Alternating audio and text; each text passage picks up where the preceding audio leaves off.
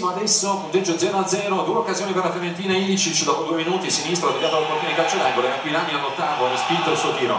Una occasione per il Iturbe al quinto, un sinistro parato. Toni divide l'area, Toni, ancora Toni corpo a corpo con Gonzalo Rodriguez, lo scarica indietro, Martentini, Iturbe respinge la palla di testa, vantaggio del Verona, niente da fare per il portiere della Fiorentina.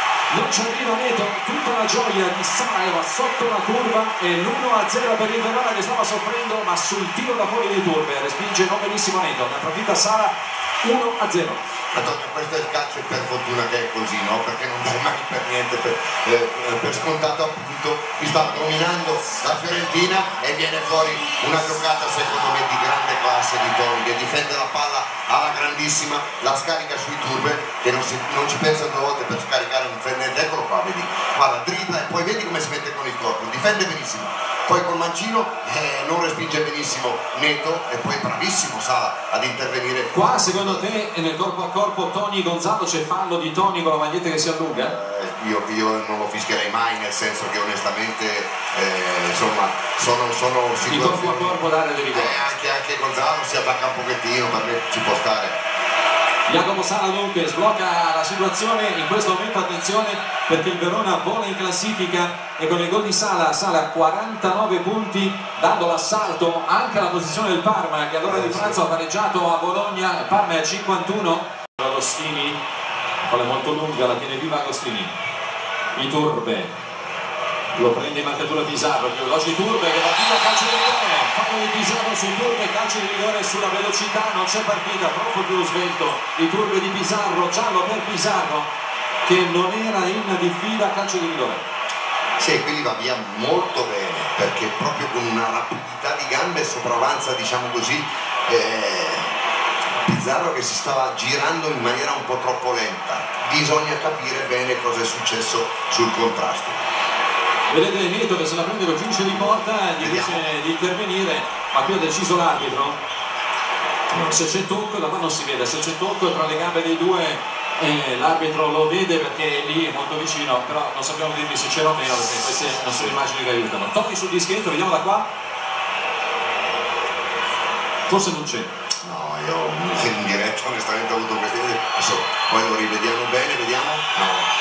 Se c'è danno procurato è con la gamba che tocca la gamba sinistra appunto di Iturbe. Tutto pronto? 2 rigori segnati per Luca Toni. Parte Luca Toni, la finta, rete, ha segnato Luca Toni, il gol dell'ex 3-2 della Fiorentina su Verona a 17 minuti alla fine. Ha facciato perfettamente, guarda il movimento del portiere fino alla fine, la butta dall'altra parte, chiaramente è soddisfatto, ma fino a un certo punto Mandolini abbiamo visto l'espressione perché sa che comunque è molto dura, adesso lo rivediamo. Guardiamo qua, l'arbitro è lì, avanza, fa un movimento di bacino leggero, sì. Pizarro ma veramente molto leggero.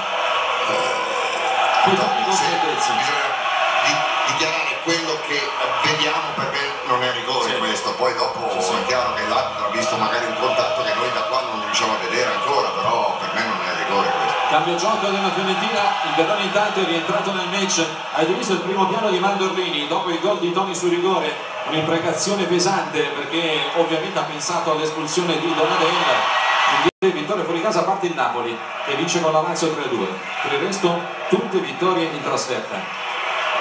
45-30, ultima azione del match. Iturbe prende velocità, evita l'avversario, si è scansato Gonzalo Rodriguez, se non meritava e lo trova il gol Iturbe. Applausi a scena aperta dai Bentegodi, se lo meritava, ha giocato un grandissimo match Iturbe.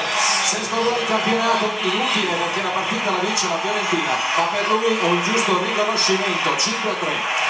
Sì, ma questo una cavalcata così è degna del miglior cacà dei tempi, che ne so, adesso non mi viene in mente qualcun altro, perché la potenza, ma soprattutto guarda il controllo, la palla non gli si sposta di 1 millimetro dal piede e poi riesce a dribblare con lucidità e a metterla sul secondo palo con il collo piede. Giocatore straordinario, sì, diciamo anche, classe 93. Diciamo Claudio che Gonzalo Rodriguez si è proprio spostato, sì, ha fatto passare il Iturbe per non fare fallo, non beccarsi il rosso sul piano occasione da gol.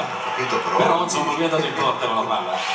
5-3 in una partita con 8 gol, un sacco di episodi importanti, grande spettacolo tra Verona e Fiorentina, è stata una